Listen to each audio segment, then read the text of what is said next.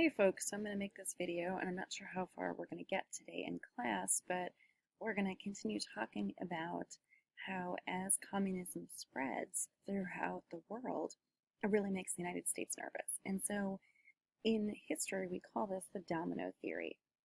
And the domino theory is basically this fear that communism was going to spread throughout the entire world, just like obviously if you push one domino, they all fall down. And so now that China has become communist, there becomes this real fear that communism is going to spread throughout the rest of the world, especially since, the Soviet Union created those satellite nations. And that's exactly what's going to happen here in the 1950s with Korea. And so for the rest of class, we're going to be focusing on the Korean War.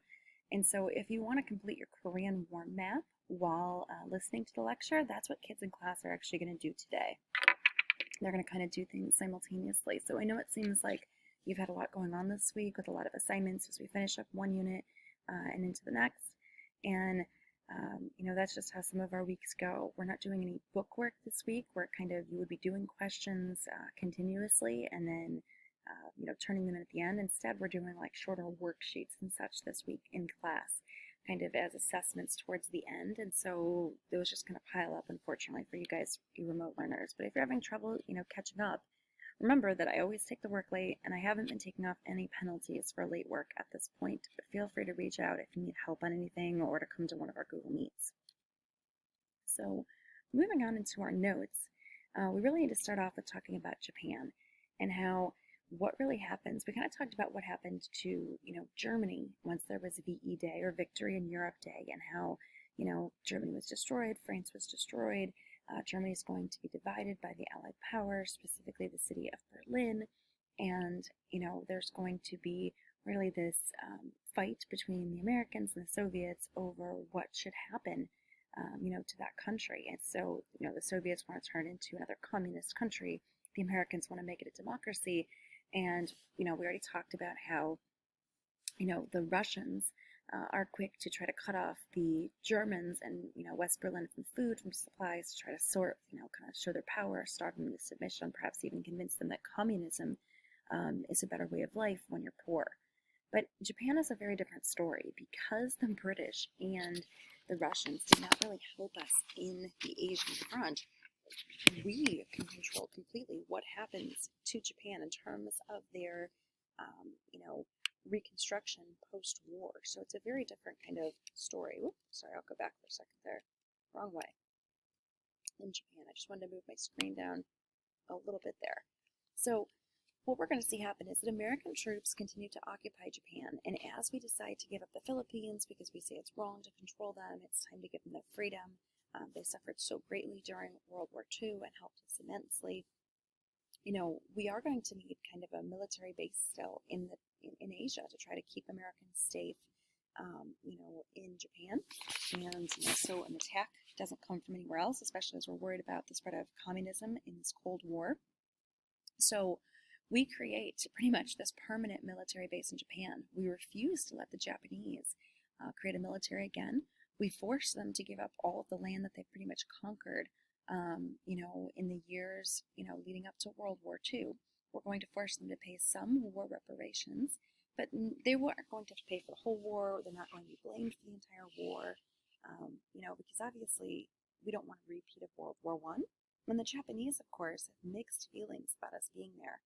Some of them are very angry, very, hurt and resentful towards Americans because we dropped the atomic bomb, because they believe that it was an honorable war to begin with. Other people, believe that the war should have came to a close earlier, but they're still very angry with the United States for dropping the bomb. So they definitely don't appreciate our involvement, as Hideki Tojo is going to be put on trial for his crimes, and as Hirohito will be put in power again, and as the Japanese attempt to rebuild. But it's not going to be an easy process, since so much of their population is going to be angry about the end of the war, and then plus so many people were killed during it or injured at the bombings of Hiroshima and Nagasaki. Douglas John MacArthur, he's going to be the one in charge of occupied Japan, making sure that the Japanese kind of toe the line. But after the two atomic bombings, it's not like the Japanese were going to ever attempt another, revolution or fight back or a coup at this point. They're definitely willing to submit. Some of them are quite depressed and are going to kind of fall in line, but some of them are still kind of angry and bitter, on the inside.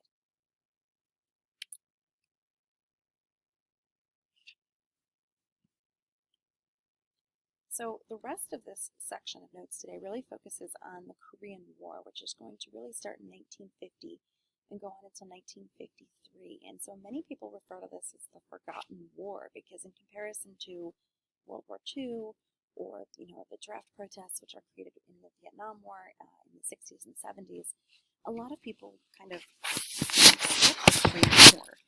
So the Korean War, though, is still going to, impact America, and we are going to still see, 40,000 Americans, give or take, are going to die in this conflict, and many Americans who are going to, go and serve overseas. But this isn't going to be a draft the way that it was in World War II. It's more simply that you've got young men who are simply enlisting in the military because they've come of age and are angry that they were too young to serve in World War II and they still want to serve their country, or men who did not leave the military yet who are going to, they were career military men or they decided to stay in the military even though World War II is over.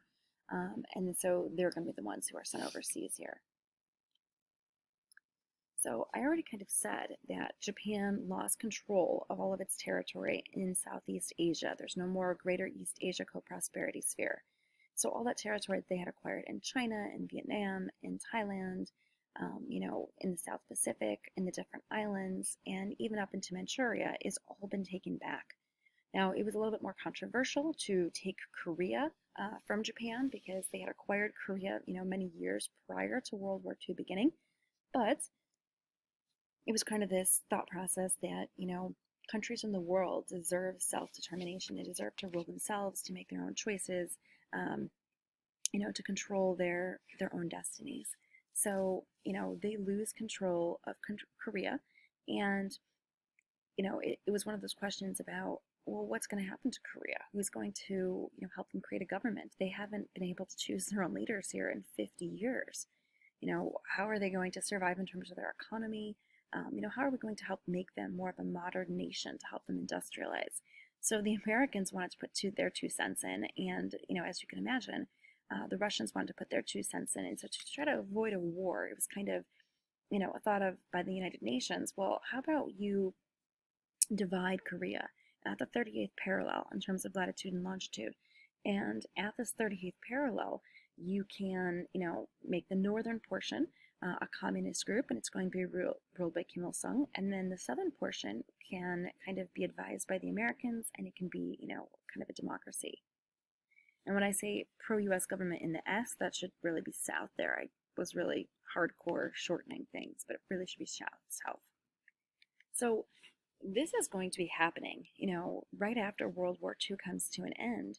But this separation or division only lasts for a short time because, the Soviet Union is kind of working behind the scenes here, and they're going to be sending in money and troops and supplies and whatever really North Korea needs. And they're going to be encouraging North Korea to create one united country. And they say it's in your best interest to create a united country. You would have more people, more supplies, more food.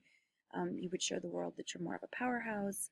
Communism's the best way. We'll support you. It'll create equality.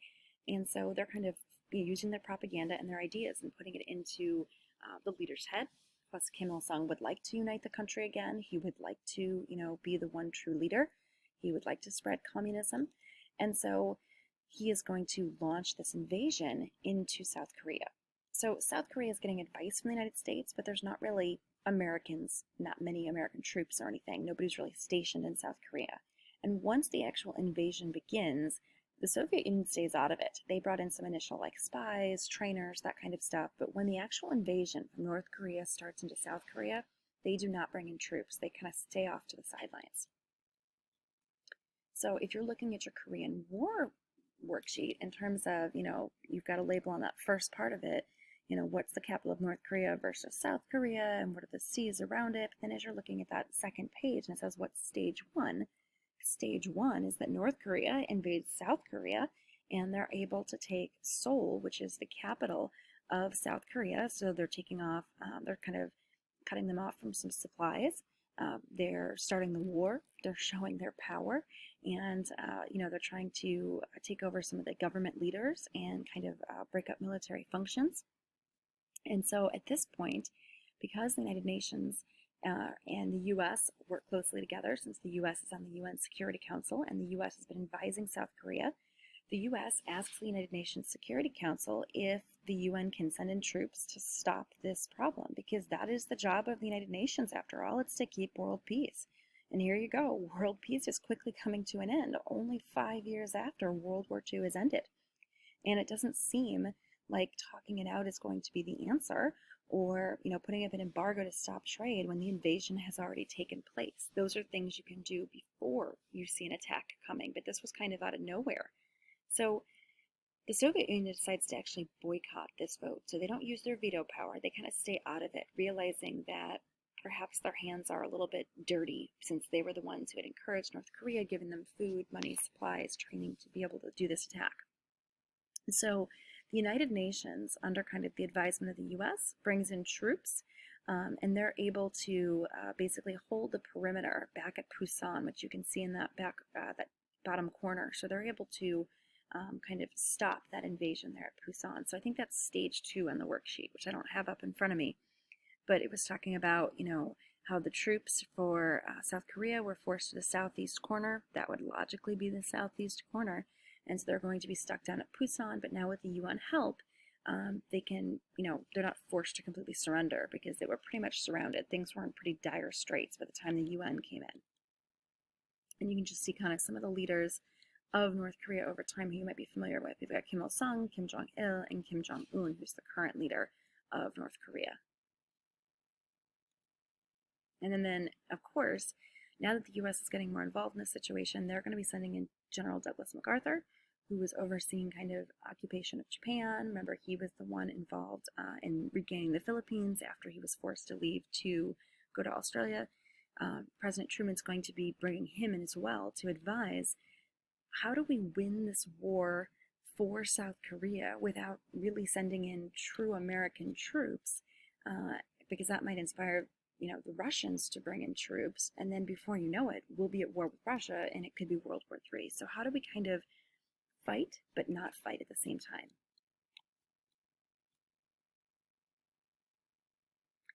So what's going to end up happening at this point is that General MacArthur basically says to President Truman, if you're going to fight, you're going to fight. If you're not going to fight, you're not going to fight. And he says, if you really want to stop and contain the spread of communism, we need to make a move, because this is all happening due to really the work behind the scenes of Stalin and the Soviet Union. We need to send in American troops, not just United Nations troops. They need more support. So this is when we're going to send in those American troops. And there's not going to be a draft or anything. We're just going to be looking at men who are willing to serve. And so these men will be deployed to Korea. And the idea here is that they're actually going to land the troops there at Incheon, if you can see that on the map. And so they're going to kind of go behind enemy lines, because North Korea already controls that territory at this point, but they're going to basically go behind the lines, which is surprising. People expected the Americans to land at Pusan. Instead, we landed at Incheon. We're going to cut the North Koreans off from supplies, which is going to force some of their men to surrender, and then some of the other ones to retreat. And then we're going to work on retaking Seoul. And I think that kind of gets you to stage 3, stage 4, maybe on your Korean War map. I don't know, I don't have it in front of me, but something like that. And now with the Americans' help, we're going to force the North Koreans to retreat back to the 30th parallel. You can see it there on the map. So that's where the country was originally divided. And Truman at this point gives our U.S. troops the authority to go on the offense and says, yes, you guys can go north to try to conquer that country. So this was a different step. This isn't just about defending South Korea. This now is about perhaps eliminating communism and creating the whole country into one united, sorry, that's our 10-minute bell, into one united South Korean country with the spread of capitalism. And so we're actually able, by November of 1950, with the help of the United Nations and the U.S. troops led by MacArthur, we of course face casualties, and it's a difficult fight, but we're able to get all the way almost up to the whole northern section, that northeast section of North Korea. Now, the Soviet Union had been probably debating this whole time about whether they wanted to send in troops and turn this Cold War into a true war of Americans versus Soviets. They decided at this point to hold off.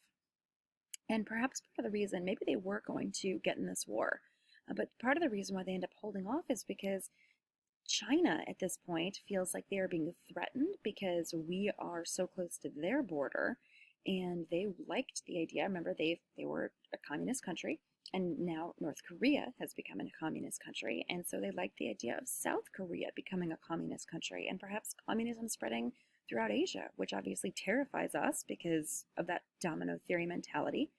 And, they also believe in the domino theory, but they think it's a good thing. We think it's a bad thing, and we don't want to see communism spreading. But China feels threatened now that we're at their northern border at North Korea. Would we attack them? Would we try to do a double take? Because remember, we don't like Mao Zedong, who's head of China. We like Chiang Kai-shek, who's, over there in Taiwan and such, and Hong Kong. So, they decide to enter the war on North Korea's side and to launch basically a counterattack. And so perhaps that's the reason that the Soviet Union does not get involved. But, this is yet again, it's a Cold War because we're not fighting the Soviets directly. But this is truly like the first hot part of the Cold War because it is violence. It's a war. Americans are dying. And, we're fighting to stop the spread of communism. And the Soviet Union is kind of sending in troops, perhaps on the sly, or training, Chinese troops, or sending in food and supplies. We're just not fighting them openly directly. And once China enters the war, they're able to force the American and the U.S., the United Nations forces, back down to the 38th parallel. So we're doing a lot of back and forth here. But the Chinese are willing to take heavy casualties to do so. By 1951, the war in Korea had become a bloody stalemate. The commander of the UN forces, the imperious World War II hero General Douglas MacArthur, virtually demanded a free hand to go after the Chinese. MacArthur's supposed to have wanted to have used 50 atomic bombs against Korea, North Korea, and China, and to lay down a permanent radioactive belt along the Yalu River. But President Truman would not use the bomb again, and after MacArthur criticized the president and lobbied on to expand the war into China, Truman terminated the general's command and fired him for insubordination. On April the 20th, 1951, MacArthur addressed a joint session of Congress. I now close my military career and just fade away. An old soldier who tried to do his duty as God gave him the light to see that duty. Goodbye.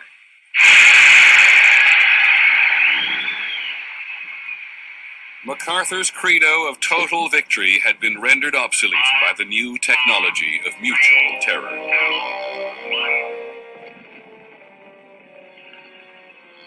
Total victory now might mean total annihilation. In November of 1952, America tested the hydrogen bomb, 1,000 times more powerful than the atom bomb dropped on Hiroshima. To develop the hydrogen bomb, scientists created a new and highly advanced calculator. They named it the Mathematical Analyzer, Numerical Integrator, and Computer. They called it by its acronym, MANIAC.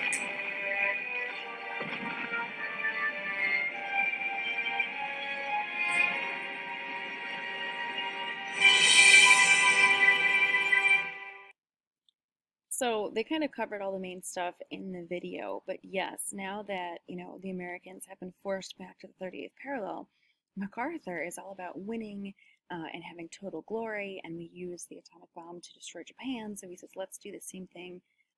Let's blockade the Chinese ports. We'll stop them from getting food and supplies. We will, stop them from helping and invading.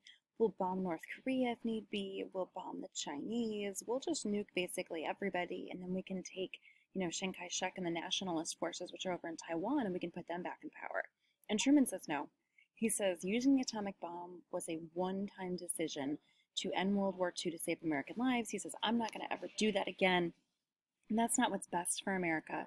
MacArthur criticizes the president publicly, which you just can't do, especially if your boss tells you you can't do something. You just can't take to Twitter in this day and age and talk about them and not expect there to be consequences. And back then there was no Twitter, but MacArthur is still making speeches publicly, and so Truman fires him.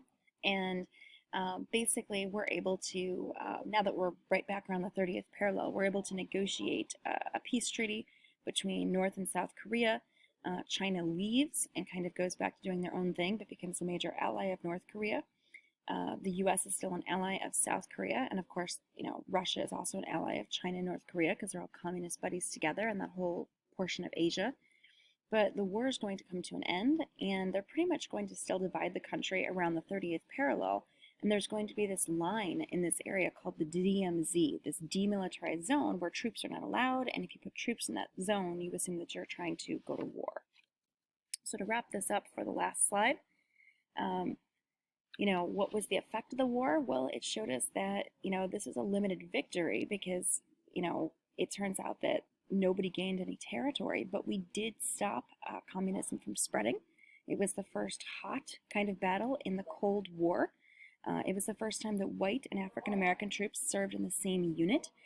Now that the military has been integrated, unfortunately 34,000 Americans did die. We saw that the military continues to increase its power with what we call the military-industrial complex. Since the military was using new weapons and scientific groups and supplies to plan their battles.